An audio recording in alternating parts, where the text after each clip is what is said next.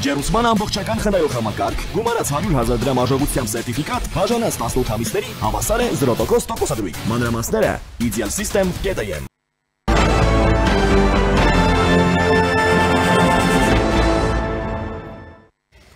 Ողջույն, դուք դիտում եք առաջին լրատվականը, ես Ժիրայր Ոսկանյանն եմ։ Ազգային ժողովը երկրորդ ընթերցմամբ եւ ամբողջությամբ ընդունել է Հանրապետության հարկային օրենսգրքում փոփոխություններ կատարելու մասին օրենքը, որի նպատակը ֆիզիկական անձանց եկամուտների հայտարարագրման համակարգի կատարելագործումն է։ Ըստ այդմ, օրենքի ընդունման դեպքում քաղաքացիները, որոնք պարտավոր են հայտարարագիր ներկայացնել, բայց մուտք չեն գործել համակարգ, այլևս պատասխանատվության չեն ենթարկվի։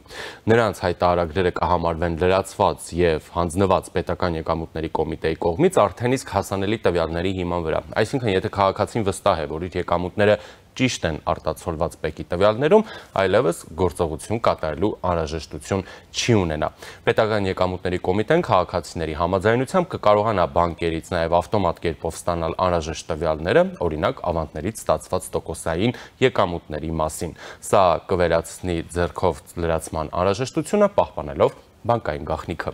Զրուցելու եմ Արմետ հետազոտական կենտրոնի ավագ փորձագետ, տնտեսական գիտությունների թեկնածու Համազգաստ Գալստյանի հետ։ Ողջույն, պարոն Գալստյան, շնորհակալություն միանալու համար։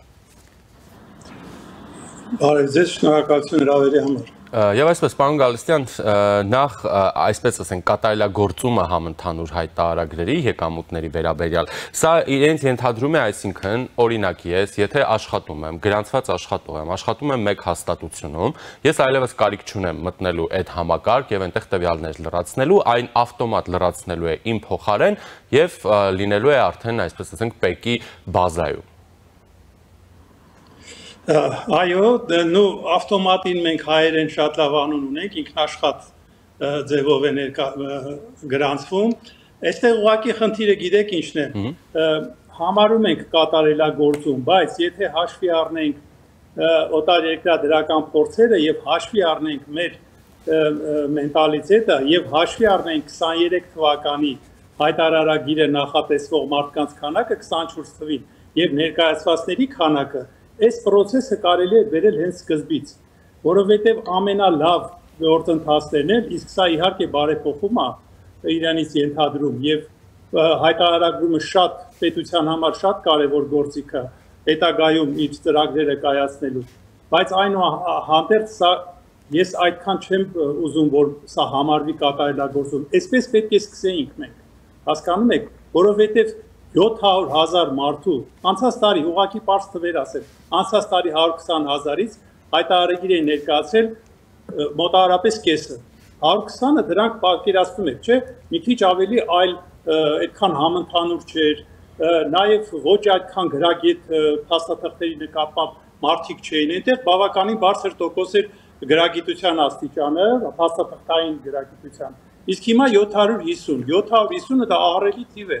ահռելի թիվ, եւ իհարկե պետք է հենց սկզբից էլ այս ինքնաշխատ եղանակը դարձնել շատ ավելի մատչելի, որպեսզի մարդիկ հենց սկզբից դուք հիշում եք ոնց էր գնում, եթե չներկայացնեք այսքան նախազգուշացում, այսքան տուգանք, այսքան եւ այլն, հետո էլեկտրոնային ստորագրության համար մարդիկ պարտաճանաչ մարդիկ վճարեցին 3,000 դրամներ, հետո այդ 3,000 դրամները հանեցին, այսինքն եթե մենք հիմա վերջից ենք նայում, իսկ դա իհարկե միշտ հեշտ է, պետք է ի սկզբանե, որպեսզի գործընթացի նկատմամբ վստահությունը լավ լինի, հենց սկսել այդտեղից եւ շատ մեծ թիվ, օրինակի համար է 750,000-ից մոտավորապես 400-450,000-ը ինքնաշխատով հենց միանգամից կդառնային հայտարարություն։ Այսպես թե այնպես հիմա այնպիսին է ծրագիրը եւ այնպիսին է օրենսդրական փոփոխությունը, որ ուզի թե չուզի մարդը ինքը այսպես թե այնպես դառնում է հայտարարագիր ներկայացրած։ Այսինքն այս 700-750,000 աշխատողները, գրանցված աշխատողները, այսպես թե այնպես 2024-ի համար ներկայացնել են հայտարարագիր։ Կատարելագործում նշանակում է պետք է թեթևացնել այն բեռը, որ եւ ժամանակատար եւ ծախսատար խնդիրները չլինեն։ Հիմա գնում ենք այդ ճանապարհով, բայց ելի եմ ասում, որպես մարդու, որը որ ես լրացրել եմ, գիտեք, պարտաճանաչ որպես մարդ ես լրացրել եմ հայտարարագիրը եւ այն 130,000-ի մեջ եմ, որ լրացրել էին, միջև այս օրենքի կարգի փոփոխությունը։ Բայց պետք է ի սկզբանե շատ լավ գործընթացին տալ նաեւ բավականին լավ մեկնարկ։ որպեսզի չլիներ։ Տեսեք հիմա հանեցին այդ ուժտուգանքների մեխանիզմը, որովհետև եթե ինքնաշխատ կերպով միանում արդեն մարդը այդ հայտարարագրի ամբողջ ցանցին, էլ այստեղ նախազգուշացումները եւ տուգանքները չեն կարող լինել։ Սա պետք է անել սկզբից, բայց լավ է ուշ, քան երբեք։ Այսինքն այս գործիքը, որ ներդրվում էր կամ այս բարեփոխումը, այն ամբողջական չէր, եթե մենք ընթացքում այսպիսի փոփոխություններ ենք անում եւ առավելովս, եթե կային մարդիկ, ովքեր այո գնացել եւ 3000 դրամ վճարել էին, էլեկտրոնային ստորագրություն էին վերցրել, լրացրել էին եւ այլն, այստեղ խնդիր է էլի առաջանում ամեն դեպքում, այսինքն կազմակերպչական բարեփոխումների իրականացման կարողությունների, ճիշտ հաշվարկների, մոտեցումների Լրիվ համաձայն եմ ձեզ հետ, որովհետև ցանկացած լավ բարեփոխում, տեսեք մենք ուղղակի նյութը չփոխենք, բայց տրանսպորտային բարեփոխումը Երևանում ցանկացած լավ բարեփոխում, եթե ամբողջապես մարսած չի, եթե հաշվի չի առնված, տեսեք, վերցրել ենք շատ լավ մոդել, օրինակ ամերիկյան մոդելը։ Վերցրել ենք, ուզում ենք տեղայնացնենք, որովհետև ինքը տարիներով արդեն այնտեղ դրական փորձ ունի։ Բայց ընթացքում, երբ որ մենք արագ-արագ սկսում ենք ինչ-որ բաներ փոխել, օրինակ այդ էլեկտրոնային ստորագրության զեղչը, որ մարդը արդեն այդ 3000-ը չտա, հետո հաջորդը, հետո մյուսը, հետո այդ ծախսերի վերադարձի խնդիրը, այսօր այդ 130,000-ից հիմնականում մտել են, հայտարարվել են նրանք, ովքեր կրթության կամ առողջության հետ կապված սոցցախսերի վերադարձի խնդիր ունեն։ Մտել են, գրանցվել են, որպեսզի ուղղակի գումար հետ վերցնեն։ Այսինքն սա էլ պարտաճանաչության բարձր աստիճան չի։ Եթե դրանց հանենք, որոնք մի 60,000-ի կարգի են, դուրս է գալի, որ 750,000-ից ընդամենը միջև նախատեսված ժամկետ հայտարարագիր են ներկայացրել ընդամենը 10%-ը։ Դե ուրեմն այստեղ հոգեկերտվածքի խնդիր կա, այստեղ այնպես չի, որ էստոնական կամ լիտվական կամ չգիտեմ չեխական փորձը վեցնենք ու արագ տեղայնացնենք։ Պետք է հաշվի առնել մեր հոգեկերտվածքը, որ ասում եմ լավնական վատն, այլ ուղղակի տեղայնացման համար պետք է կառավարիչները սկզբից մտածեն, թե ինչպես է ընդունելու հանրությունը, իսկ այստեղ խոսքը գնում է ահռելի թվի մասին, ամբողջ աշխատող մարդկանց մասին, եւ քանի որ մենք շատ դժվար ենք ընկալում եւ պատասխանատվության այդ բեռը ուզում ենք վերցնենք, բայց հանուն ինչի, պետք է հստակ տանել բավականին երկար բացատրողական աշխատանքներ։ Իսկ եթե ես ձեզ ուղղակի երաշխավորում եմ, եթե սկզբից գնանք այս հեշտացմանը, ինքը գործընթացը ուղղակի մարդկանց մոտ կասկած չէր առաջացնում։ Իսկ հիմա բարձ հարց են տալի, ասում են, ինչի ներկայացնեմ հայտարարագիր, ինչս եք ուզում ստուգեք եւ այլն եւ այլն։ Այդ չեմ ասում, որ մենք ունենք պետական պաշտոնյաների հույքի եւ եկամուտի հայտարարագրում, այսինքն որոշակի խումբը արդեն պատրաստ կա։ Բայց այն խումբը, որը որ փաստաթղթերի հետ կապված, թղթաբանության հետ կապված, էլեկտրոնային համակարգիչների հետ կապված խնդիր ունի, այդ խմբին պետք է հնարավորինս զերծ պահել առաջի գոնե էտապում ծանրաբեռնելուց, որը հիմա արվում է, որը լավ է, բայց սա էլ վերջը չի, որովհետև այնտեղ կան աղբյուրներ, որտեղից մարդը չի կարող, այսինքն պետությունը կամ հարկային մարմինը չի կարող ստանալ ինֆորմացիա, որտեղ այնտեղ անձի պաշտպանվածության եւ այլն խնդիրներ կա։ Ուրեմն պետք է դնել նաեւ այդ մեխանիզմը, որովհետեւ խոսքը գնում է օրինական եկամուտների մասին։ Իսկ օրինական եկամուտները դուք գիտեք, այսօր էլեկտրոնային շատ բարձր արդեն ցենզի մեջ ենք մենք եւ մենք էլեկտրոնային առևտրով ենք հիմնականում քարտային առևտուր եւ այլ, այս խնդիրները նույնը թոշակի հետ կապված չէ, մենք թոշակի քարտերով առևտուր ենք անում եւ հետո քեշբեք է գալի, այսինքն վերադարձ է գալի որոշակի դրամի չափով։ Այսինքն ինչ որ ձևով պետք է ինչ որ կամ երաշխիքներ կամ շահագրգռվածություն տալ այս 750,000-ից գոնե 400,000-ին, որ մարդիկ հասկանային ինչու են ներկայացնում եկամուտները։ Հուսամ, որ դանդաղ, բայց սա վերջը չի, դանդաղ կգնանք առաջընթացի։ Եվ ասում է, եթե այլ եկամուտ չկա, ինքնաշխատ ձևով լրացվում է եւ այլն, այսինքն ինչ ասել է այս դեպքում այլ եկամուտ, հա, օրինակ բացի այն, որ ՊԿ կտեսնի, ես ունեմ օրինակ գրանցված եկամուտ, դա ինքնաշխատ ձևով մուտք կլինի, հայտարարագիրս պատրաստ կլինի եւ օրինակ ենթադրենք, ես ամիսը 100,000 դրամ եկամուտ եմ ստանում իմ X բարեկամից ինչ ծախսերի համար։ Ես դա պետք է համարեմ հավելյալ եկամուտ եւ մտնեմ դա արդեն հայտարարագրեմ։ Չէ, այնտեղ կա շեմ եւ ընտանիքի անդամների միջև գումարային հարաբերությունները չեն համարվում եկամուտներ, որդին հորը կամ մայրը որդուն, այստեղ եկամուտները ֆիքսվում են, տեսնվում այդ շարժը, բայց դա եկամուտ չի, դա եկամուտ է, բայց հարկվող չի։ Եվ սահմանել են այդ էլեկտրոնային բաներով, այդ փոխանցումներով 300,000 դրամի շեմը, որ 300,000 դրամը ամսեկան, դա խնդիր չի առաջացնում։ Այստեղ խնդիրը այլ է։ Օրինակ դուք ունեք մեքենա եւ տալիս եք կամ բնակարան եւ տալիս եք վարձով։ Համաձայն օրենքի դա պետք է չլինի մենակ բանավոր, դա պետք է տանել, գրանցել, այսինքն պայմանագիր ստեղծել եւ դա համարվում է եկամուտ։ Այսա պետությունը չի տեսնում,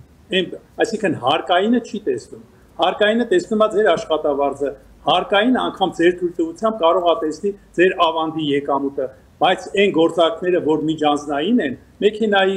բան, հողի վարձակալություն, գույքի վարձակալություն եւ այլն, այս պարամետրերով հարկայինը չի կարող տեսնել, մինչեւ դուք դրա մասին չասեք։ Հասկանում եք, իսկ եթե դա տանենք էլի այն դաշտ, որ այնտեղից դուրս է գալի եւ հարկվում է, եթե դա էլ էլեկտրոնացնենք, ավտոմատացնենք, ուրեմն այդ ինքնաշխատ եկամուտով համարյա բոլոր հարկերը անգամ բարդ աղբյուրներից, այն որը տեսանելի չի հարկայինին, անգամ դրանք է կգնա։ Այլ խնդիրը, որ երբ որ դա լինի ստվերով, ստվերը այստեղ էլ չի երևում, բայց հետո երբ որ ձեր հայտարարագիրը տեսնում են եւ ձեր ծախսերն են տեսնում, այստեղ կարող են առաջանալ խնդիրներ, որը իհարկե օրենսդրական օրորվին այլ դաշտում է, տնտեսական դաշտում է, քաղաքիրավական դաշտում է եւ այս դաշտերում անգամ քրեական դաշտում կարող է հանգվել, բայց սա պետք է լինի համընդհանուր հայտարարից հետո, երբ որ տեսնում են արդեն ձեր ներկայացրածը։ Այստեղ մեկ այլ խնդիր էլ կա, որը մենք էլի մենթալի խնդիր է։ Երբ որ ձեր տեղ ինքնաշխատ լրացնում են ինչ-որ մի բան, դուք առաջի կամ երկրորդ կամ երրորդ տարում ուղղակի երբ որ ձեզ ասեն, բա դուք այսքան ներկայացրել եք, իսկ դուք այսքան եք ծախսել, դուք կարող եք ասել, ես չեմ ներկայացել։ Այստեղ էլ խնդիր կա, հասկանում եք, այս ամեն ինչը պետք է լավ բացատրվի, լավ մարսվի, որ մարդիկ սա նայեն որպես պետության համար, կառավարության համար, հարկայինի համար շատ կարևոր գործիք եւ սա իօգուտ իրանց, որովհետեւ այն ինչ որ մտնում է բյուջե, հետ է գնում էլի մարդկանց, թոշակի տեսքով, դպրոցների, ուսումնական ծրագրերի տեսքով, հանրակրթական անվճար եւ այլն եւ այլն եւ այլն։ Ի նկատի ունեմ, այսպես թե այնպես, պետք է խոսել անընդհատ բացատրել մարդուն, որ անգամ ինքնաշխատը երբ որ անում ենք, ելնում ենք ձեր շահերից, ոչ միայն պետության։ Այսինքն այդ մասնակցայնությունը եւ պետության հետ մարդու գիտակցության վրա, որ ինքն է այս պետությունը պահողը, ոչ թե պետությունը իրեն, շատ կարևոր է։ Եվ սա անընդհատ պիտի ներարկել, որ մենք ունենանք պարտաճանաչ կարգապահ եւ պետություն հարգող քաղաքացի։ Այստեղ պարզաբանման մեջ ասվում է, երբ ինքնաշխատ ձևով լրացվում է,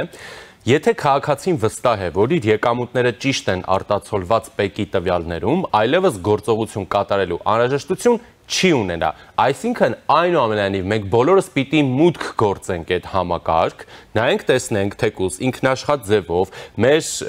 հայտարարագիրը ճիշտ է, ամբողջական է, հետո դնենք ստորագրությունը հաստատենք։ Ոչ,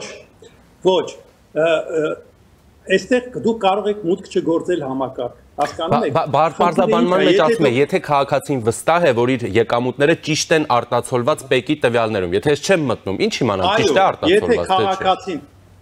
Եթե քաղաքացին գիտի, որ ինքը ընդամենը աշխատում է եւ աշխատավարձ է ստանում, եւ գործատուն այդ աշխատավարձից եկամուտ է վճարում, ստվեր չկա, ինքը կարող է չմտնի ընդհանրապես համակարգ։ Այսինքն այդտեղ ստորագրություն դնելու անհրաժեշտություն էլ չկա հաստատելու։ Ոչ։ Հիմա տեսեք, հիմա այս պահի դրությամբ շատ քիչ մարդիկ են ստացել ստորագրությունը եւ շատ քիչ մարդիկ են, որ այդ բանով ՀՎՎ-ով ունեն հաշիվ։ Այսինքն ես ունեմ, ես այդ ստորագրությունն ունեմ, այլ գործընթացներում էլ կարող եմ այդ ստորագրությունը օգտագործել էլեկտրոնային, բայց այս 750,000-ից 500,000-ը չունեն այդ։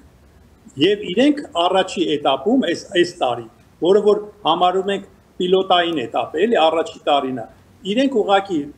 եթե լռում են, չեն ներկայացնում ոչինչ, էլ մտնելու անհրաժեշտություններ չունեն, որովհետև իրանք կարող են մտնել, երբ որ ունեն այդ էլեկտրոնային ստորագրությունը, երբ որ ունեն ՀՎՎ, այսինքն իրենք այդ ամեն ինչը չունեն դեռ։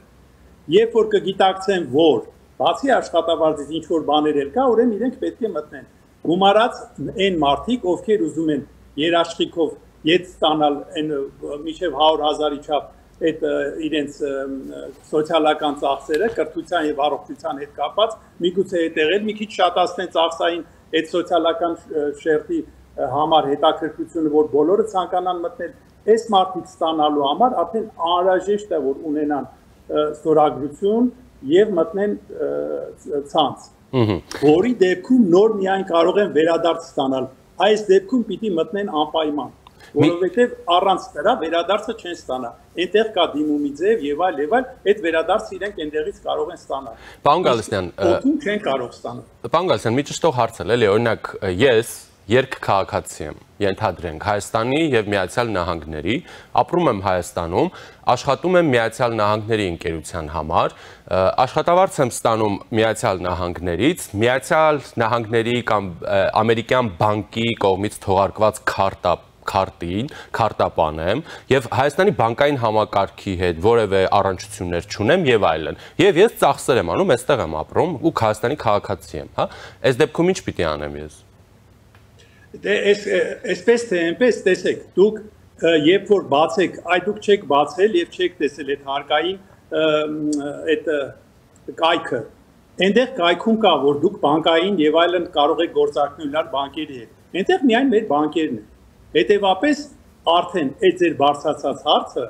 արդեն խնդիր է հարկայինի համար, որովհետեւ ինքը երբ որ դուք անգամ ուզեք մտնել եւ գրել են բանկը, որտեղից դուք հաշիվ ունեք կամ ավանդ եք ձևակերպել եւ այլն եւ դա Հայաստանի Հանրապետությունում չի, դուք չեք կարող գրել, որովհետեւ այնտեղ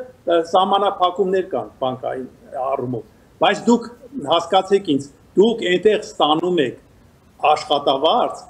ինքը հարկում է ձեզ արդեն եւ դուք ունեք արդեն հարկված ձեր եկամուտներից հարկված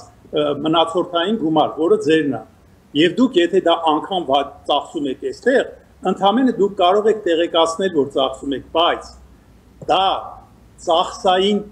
արդեն հոդված է, իսկ սա եկամուտների հայտարարագրման է, հետևաբար դուք չունեք այդ խնդիրը այստեղ ներկայացնելու, այ եթե մենք ներկայացնենք եկամուտներ եւ ծախսեր, այդ դեպքում դուք պետք է գրեիք, որ դուք այսքան ծախսում եք, բայց եկամուտները այստեղից են։